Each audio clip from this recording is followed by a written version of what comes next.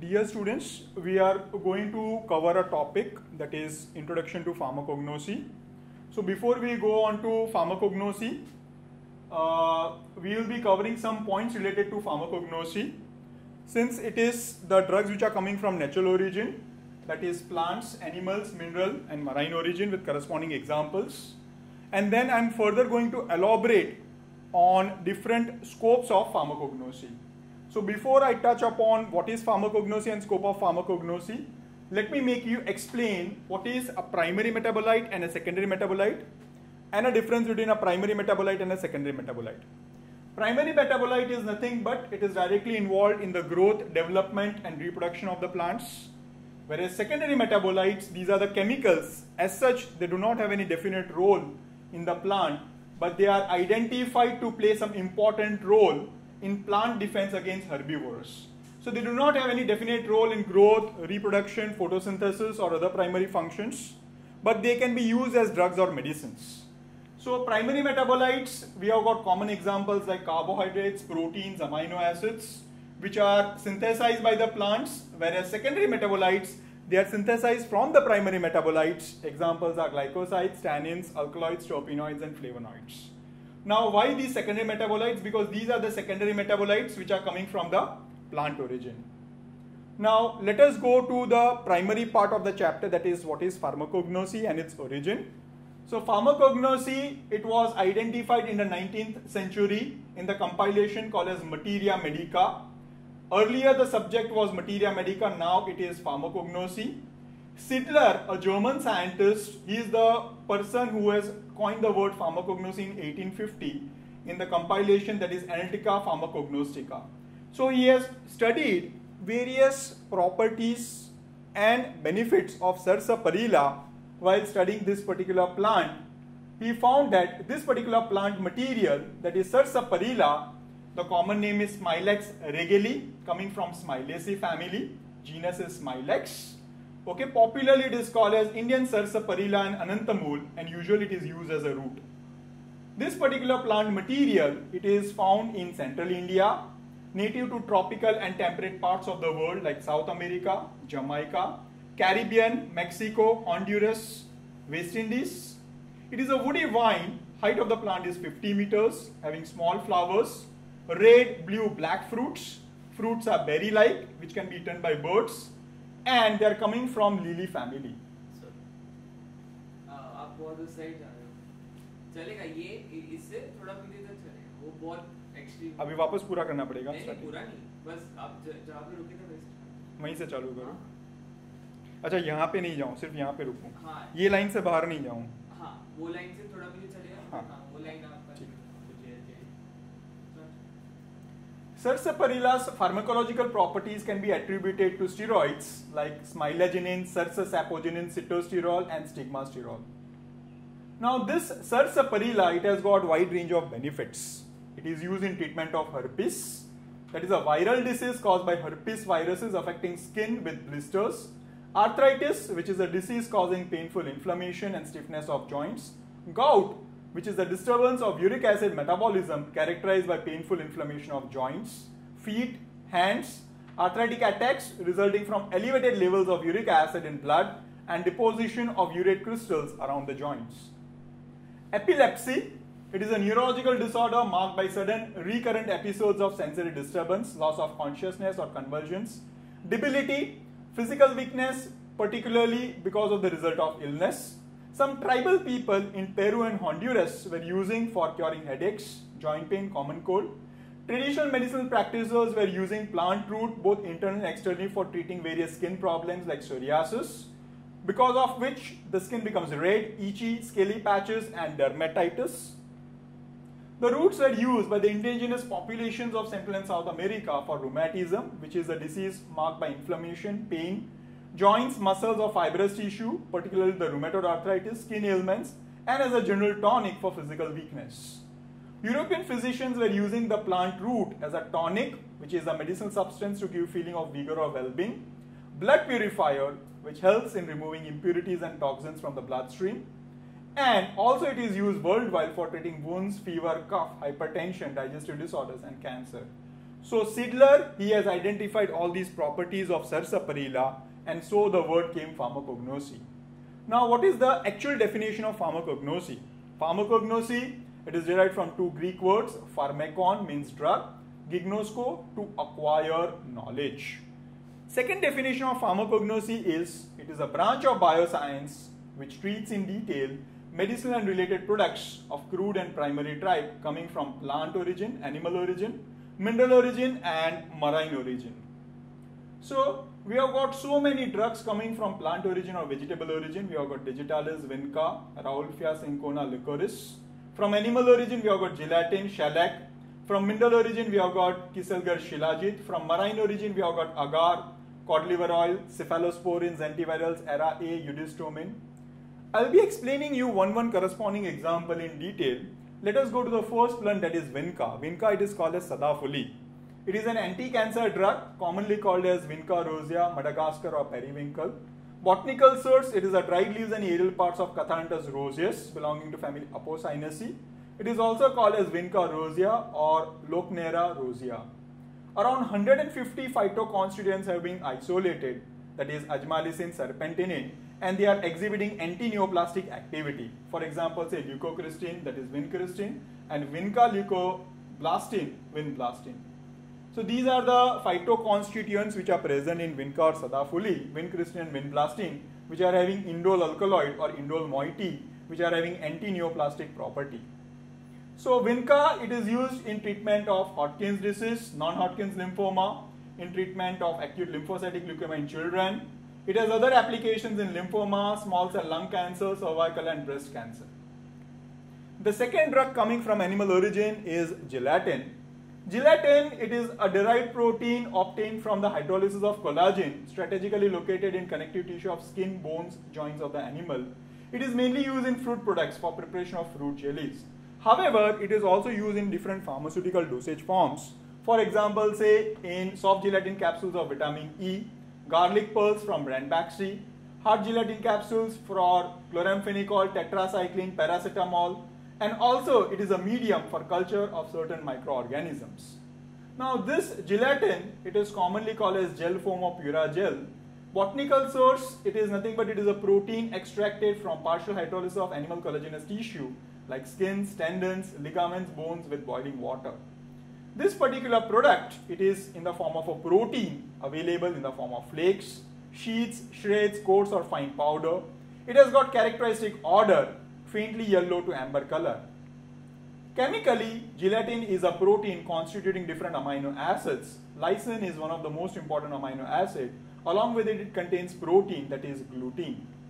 Now this gelatin, commonly it is used in preparation of pharmaceutical formulations like pastilles, paste, suppositories, pessaries, capsules, pill coating gelatin, sponge. Specially purified and pyrogen-free gelatin are available as intravenous injections. A grade with a high bloom strength is used for making gelatin capsules and bacteriological culture media. From mineral origin, we have got shilajit. Shilajit is coming from mineral origin. It is commonly called as asphalt. It is a herbo-mineral drug ejected out of the fissures in iron-rich rocks during the hot weather conditions. It is naturally produced in the mountainous areas, especially Himalayas, Vindhyas, and other mountains in India and Nepal. Following forms of the drug are reported in ancient Hindu literature. So these are the different forms of shilajit. We have got iron shilajit, copper shilajit, silver shilajit, and gold shilajit, depending upon the different color or the variety. So shilajit mainly contains 16% of albuminoids, fatty acids, waxes, vegetable matter, trace metal elements like iron, manganese, zinc, copper, and contains around 6.1% gum, fulvic 7-methoxy-carboxybiphenyl acid, along with some essential amino acids. Shilajit in Ayurveda is described for treatment of diabetes. It is a good laxative. It improves strength, complexion of the body, and it is a good anti-stress agent. It is used as aphrodisiac. It improves or strengthens the vigor and vitality, and as a geriatric tonic. Then we have got drugs from the marine origin, which are mainly used as antiviral drugs against different viruses. Commonest example is Ara A, which is a semi-synthetic antiviral agent based on arabinonucleoside from marine sponge Tichia crypta.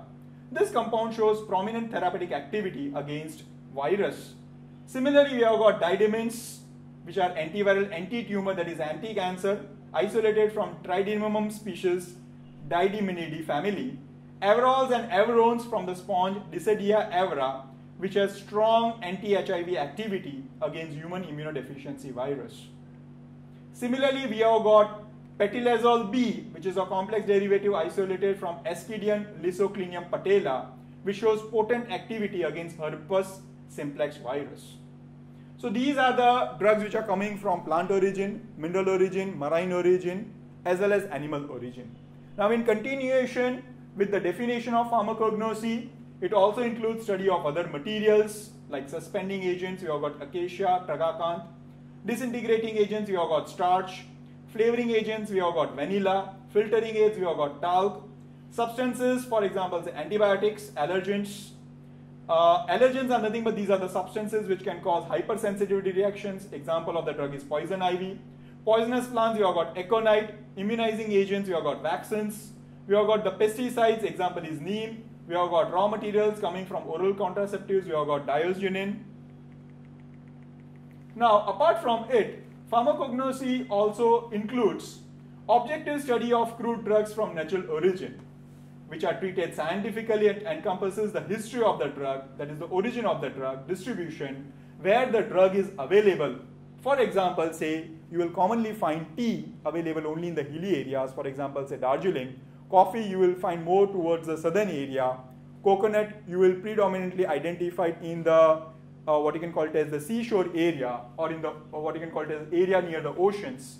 Next, it is the technique of cultivation, which includes sowing seed into the soil. There are different methods of sowing seed into the soil. For example, say you can carry out the sowing of the seeds by broadcasting method, dibbling method. You can carry out what you can call it as different methods or practices of collection of the plant material, which is nothing but harvesting. So there are different techniques by which you can collect the plant material. For example, say if you want to gather the tea leaves, only the first 3 leaves are being collected. Similarly, processing for the market of the drug, that is garbling. That means after collecting the plant material, you need to remove all the unwanted material. For example, say stalk coming from cloudflower bird. And of course, drying. Why? Because if at all, if moisture is present in the plant material, it can facilitate the growth of microorganism, which is undesirable. So there are different techniques of drying. In addition to it, you need to preserve the plant material or store it properly so as to ensure that it is not contaminated or infected with any pathogens or microorganisms. It also includes study of various sensory characteristics, that is color of the drug, odor of the drug, taste of the drug, shape of the drug. There are some plant materials which are highly aromatic in nature. For example, say all the terpenoids having specific color. Similarly, chemical and structural characteristics of the drug, chemical constituents. So any plant material, the activity, that is the pharmacological activity, is attributed because of the specific phytoconstituent which is present in the plant material. For example, say in case of amla, it is showing what you can call it as antioxidant property because of the gallic acid, which is a chemical constituent. And of course, the uses of the crude drug, that is the specific or therapeutic or medicinal uses of the crude drug. Now, in continuation with the earlier definition of pharmacognosy, let me cover some what you can call it as corresponding examples in scope of pharmacognosy. So what is the scope of pharmacognosy? Scope of pharmacognosy, it is in cultivation and domestication of medicinal plants. I would be elaborating the same. So why cultivation and domestication of medicinal plants is required? The reason is our country, India, is importing a lot of drugs like benzoin, storax, tolubalsam, okay, from other countries. If we carry out cultivation of all these plants in our own country, we can save a lot of foreign exchange, which will be helpful in development of the country. So drugs like what you can call it as tolubalsam and benzoin, which are commonly used as expectorants and carminatives, and storax, which is an antiseptic. So if we carry out the cultivation in our own country, we can save a lot of foreign exchange. So cultivation and domestication of all these important plants are essential to fulfill the demand of phytochemical industries. For example, say peppermint, commonly called as Mentha piprita, Centrum album, that is sandalwood, Planta govata is subgul, Ocimum sanctum, that is tulsi, that is an essential oil which has got multiple pharmacological properties like antibacterial, insecticidal, hypoglycemia, analgesic, antipyretic. The second point under it is analysis of phytochemicals. Now, what do you mean by the word phytochemicals or bioactive molecules? Bioactive molecules, phytochemicals or phytoconstituents. These are the constituents which are basically responsible for giving the pharmacological activity or the therapeutic activity. So, for carrying out the process of extraction, we need to take the plant material, that is the crude drug material which is in the process form, and we need to carry out different methods of extraction and isolation. So there are different sophisticated methods of extraction and isolation available, and further it can be analyzed by different forms of chromatography like paper chromatography, thin layer chromatography, gas chromatography, and high performance liquid chromatography. All these techniques of chromatography, they are basically required for carrying out separation of various phytoconstituents which are present in the plant material, as well as to quantify what is the percentage or amount of phytoconstituents present in the plant material. So in case of, for example, say, let me talk about paper chromatography in brief. Paper chromatography is an analytical method or a technique for separating and identifying mixtures, particularly if they are colored in nature, for example, say pigments. In addition to it, it can be considered as one of the methods for testing purity of compound and identifying substances. So in case of paper chromatography, what we are doing is we are taking a paper, okay, that is made up of cellulose, and this particular paper we are going to place the sample, that is where the separation of the constituents is going to take place. So that particular application point, it will be over here. Now we are going to take a rectangular chamber which is constituting a solvent that is called as a mobile phase. Now this particular mobile phase, it is containing what you can call it as composition of a highly polar organic solvent, semi-polar organic solvent, and non-polar organic solvent. After adding the mobile phase in the specific proportion or ratio, we are going to close the lid, okay, of this particular TLC chamber, okay, or a chromatographic chamber to carry out chamber saturation. Chamber saturation is being done for 45 minutes in order to ensure that proper and uniform migration of the chromatograms will take place. After 45 minutes, and once the sample application is being done, we are going to immerse the paper or the plate in the mobile phase. Okay, the bottom of the application point should be above the surface of the mobile phase. After a period of time, because of the principles of what you can call it as partition coefficient and adsorption, separation of the spots will take place. Now this separation of the spots, further it has to be measured by a formula that is called as the RF value. RF value is a retention factor, which is nothing but distance traveled by a component from application point upon distance traveled by the solvent from the application point.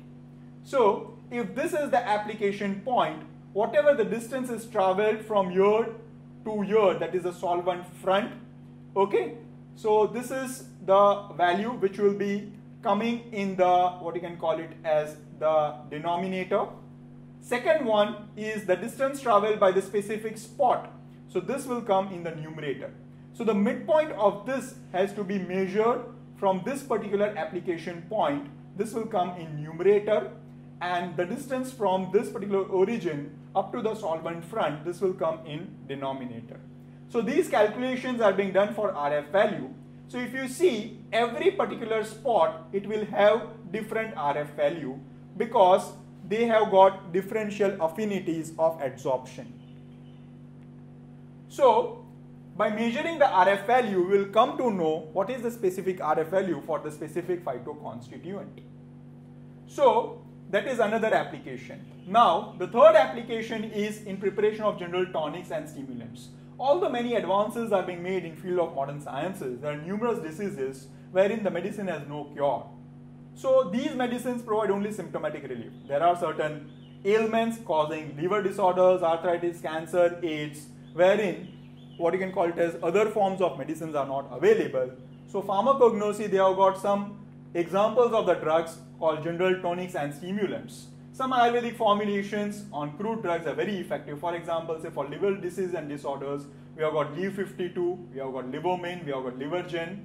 In addition to it, we have got adaptogenic drugs like ginseng, tulsi, ashwagandha, shatavari, brahmi, which are used as stimulants and adaptogenic drugs. Now, what do you mean by adaptogenic drugs? Adaptogenic drugs are nothing but these are the natural substances which increase or fortify non-specific resistance of organism against different types of stresses. They are called as metabolic regulators. They enhance the ability of the organism to adapt to different environmental factors or stresses. In steroid industry, there are many pharmaceutical industries which carry out extraction and isolation of diazenin from Dioscorea species. Now, this particular diazenin is a very important precursor for production of steroidal drugs like sex hormones, contraceptives, and corticosteroids. So, we have got a plant material that is diazenin from what you can call it as we are getting a semi-synthetic derivative that is 16-dehydropregnanolone acetate, which is used for conversion to important steroidal drugs. Now, this diazenin or Dioscorea is a saponin glycoside from which we are getting 16-dehydropregnanolone acetate, wherein we can formulate oral contraceptives. Example is mestranol, norethistrone, or it can be sex hormones, estradiol, testosterone, progesterone, or betamethasone, which is used in most of the dermatological preparations. Corticosteroids, cortisone, we have got spironolactone, likewise. Herbal preparations are very popular because of their high effectiveness, low cost, easy availability. Classical examples, you have got Vasaka, which is a bronchodilator that is commonly called as Adulsa cough syrup. We have got Bohirevia diffusa punarnava or Calmic, that is Endographis paniculata, which is anti-hepatotoxic, which prevents damage to the liver. We have got Bacopa moneri or Brahmi, which is used as a memory enhancer or a brain tonic. We have got certain antibiotics which are coming from natural origin. Now, these antibiotics are very useful in maintaining the health of the people throughout the world. So, large number of synthetic medicinal compounds are traced back through the naturally occurring substances. Classical examples are chloramphenicol, cephalosporin, streptomycin, erythromycin, vancomycin. We have got some flavoring agents and perfumes. So, there are a large number of aromatic plants which are extensively used as flavoring agents, perfumes, spices, medicines. So, we have got large number of plants having essential oils. Essential oils are nothing but these are volatile oils, volatile in nature. They evaporate even at the room temperature, and they are all used as flavoring agents, perfumes. Therapeutically, they are used as carminatives, aromatics, stimulants. Classical examples are ajwain, citronella, eucalyptus is nilgiri, mentha, palmarosa, lemongrass, turpentine. In addition to it, they are also used as a precursor for formation of different products. For example, say mentha oil is used in production of menthol. Lemongrass oil is used in preparation of vitamin A. In addition to it, pharmacognosy has enormous scope in field of medicine. For example, say bulk drugs. In case of bulk drugs, we have heard about the drug that is aspirin. Aspirin is nothing but it is a semi-synthetic drug, acetyl salicylic acid. Now, this acetyl salicylic acid, it is a semi-synthetic derivative coming from the willow of the bark, Salicylix alba. From Salicylix alba, we are able to get aspirin, that is acetyl salicylic acid, which is used as a pain reliever in toothache, common cold, headache, arthritis. In addition to it, we have got some scope of pharmacognosy in nutraceuticals, pharmaceutical necessities like filtering aids, talc, asbestos, natural pesticides, we have got pyrethrum, neem, tobacco. We have got dyes, for example, say indigo dye. Our genes are blue in color because of indigo dye. Tissue culture, biotechnology, genetic engineering. So there is a tremendous scope. I'll be elaborating some examples on nutraceuticals and some relevant points. So, scope of pharmacognosy, it has got tremendous scope as natural excipients in different pharmaceutical dosage forms. For example, say they can be used as binding agents. Like acacia, tragacan starch, they can be used in tablets, capsules. Diluents, again, they can be used in tablets like lactose, starch, mannitol, sucrose. Sweetening agents for masking the obnoxious taste of the drug. We have got glycyrrhiza, honey, stevia. Thickening agents, you have got pectin, tragacan, methyl cellulose. Emulsifying agents, you have got acacia, guar gum, methyl cellulose. So, nutraceuticals, we have got a lot of examples of drugs coming from natural origin used as nutraceuticals. We have got ginkgo biloba for relieving from allergy, flax seeds for prevention of cancer, garlic, popular preparation is Revital, that is ginseng for lowering the cholesterol and cardiac ailments, Karela or Momordica for diabetic patients, and ginseng as a immunomodulator. In addition to it, they are also used as natural colorants. For example, say kesar or saffron, that is crocin, which is yellow-orange in color, bixin from Bixia aurelina, coming from annatto seeds, which gives yellow-orange in color. So Amul butter, it is yellow in color because it contains natural color, that is annatto. Indigo tint, that is indigo tinctoria, which is blue in color, which is responsible for dyeing of the blue genes. Now, in addition to it, it has got very good scope in tissue culture. Now, this tissue culture technique, it is mainly used for production of secondary metabolites. So, any plant material contains phytoconstituents or secondary metabolites which are responsible for giving pharmacological or medicinal therapeutic activity. So by tissue culture technique, we can enhance the yield of the bioactive molecule or the secondary metabolites. So what is plant tissue culture? Plant tissue culture is nothing but it is a practice used to propagate plants under sterile conditions to produce clones of the plant. Now what do you mean by clones of the plant? Cloning in biology is nothing but it is a process of producing similar populations of genetically identical individuals that occurs in the plant. So you can carry out genetic modifications and those traits or characteristics or phytoconstituents which are desirable, okay, in a greater amount or a higher yield of bioactive molecule can be obtained. So these are the applications of tissue culture in pharmacognosy in production of various phytopharmaceuticals. For example, say Catharanthus roseus as Vinca, we can increase the yield of ajmalicin, vinblastin. Similarly, Sena or Acacia angustifolia, we can get more amount of anthraquinones, that is senoside. Atropa bellodana, we can get more amount of atropine. Papaver somniferum, that is opium poppy, we can get codeine, morphine. Digitalis purpurea, we can get cardinolites likewise. Now, what are genes? Let us understand the basic terminology of genes. We are aware that genes are basically responsible for controlling the functions of the cell and body growth. So genes are nothing but these are located in the chromosomes. They themselves are situated in the nucleus of the cells. They are comprising of long chains of sugars and phosphates in repeated sequences. So DNA contains what? The bases adenine, cytosine, thymine, guanine. Adenine will always bridge with thymine, cytosine will always bridge with guanine. So why I'm talking about gene? Because there is something that is called as genetic engineering. So this genetic engineering, it is a method of artificial synthesis of new genes. So you can carry out new synthesis of genes. Subsequently, you can transplant these genes in the genome of an organism, or alternatively, there is a method of correcting a defective genes of the organism by molecular biological techniques. So this particular discipline, it is called as genetic engineering.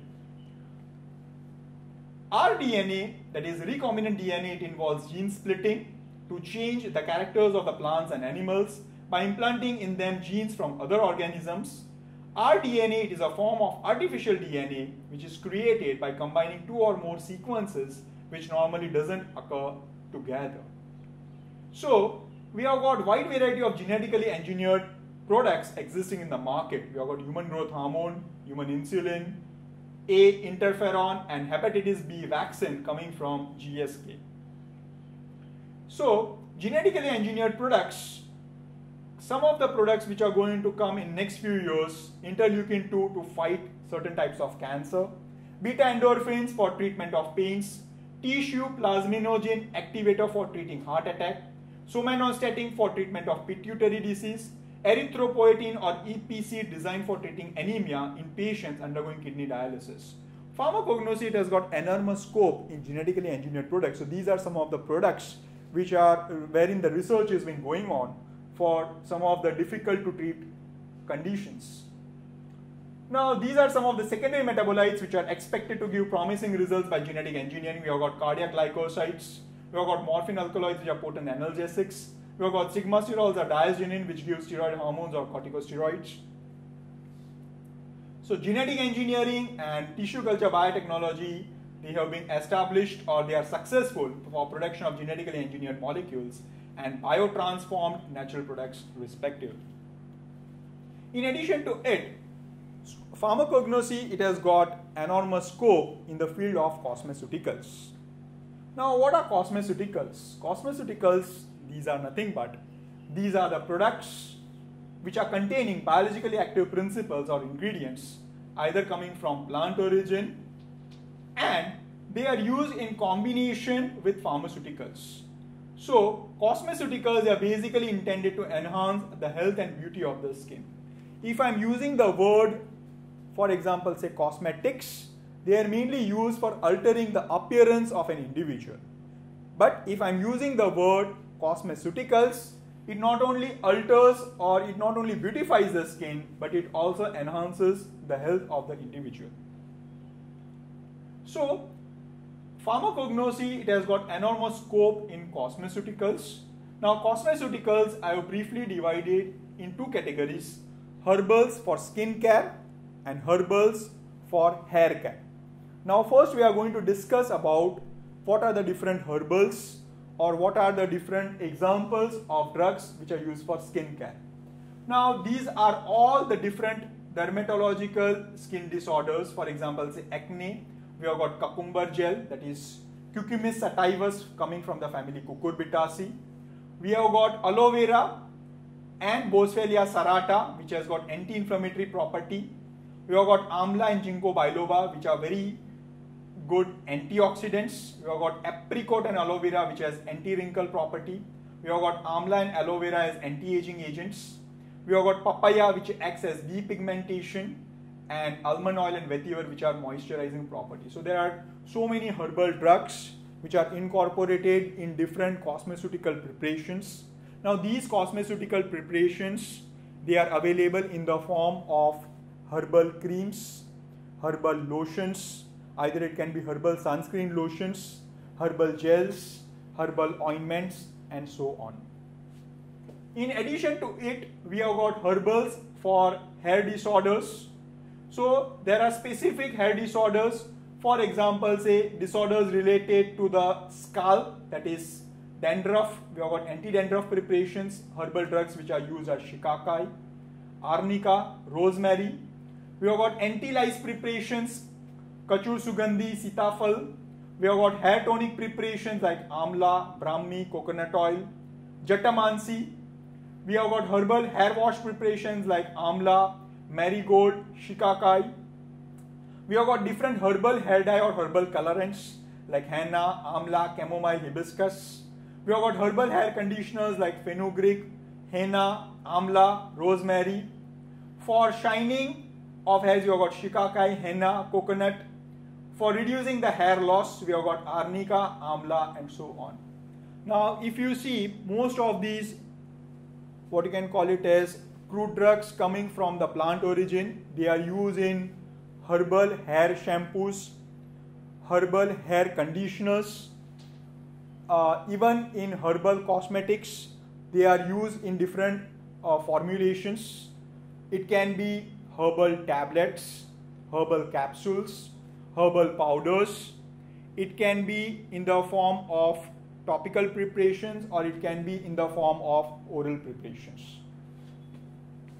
So nowadays there is a trend of individuals accepting that herbals can be used widely, not only as drugs or medicaments. They can be also used as nutraceuticals, which are offering functional health benefits for improving the, what you can call it as, the immune system, or for fortifying your own immune system. So there are so many preparations available in the market as immunomodulators, or commonly called as, what you can call it as, herbal foods or health foods. So nowadays there is a wide acceptance of nutraceuticals. Similarly, there is a trend of accepting these herbals as cosmetics, as they are considered to be safe, effective. So there is a high acceptance of herbals worldwide. Thank you for listening to me.